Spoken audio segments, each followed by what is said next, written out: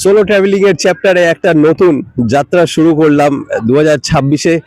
তো এই যাত্রায় আমি আজকে চলে এসেছি কলকাতার অ্যামাজন জঙ্গলে।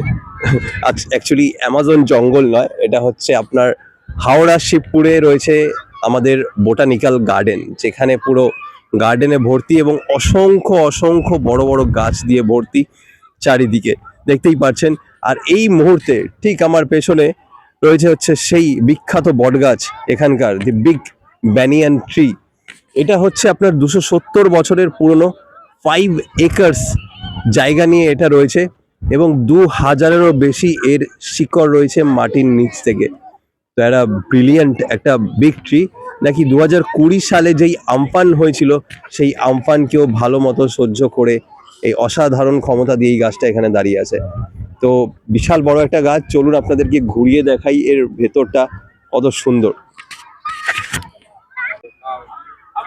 তো এটাই হচ্ছে সেই বড় বট গাছ।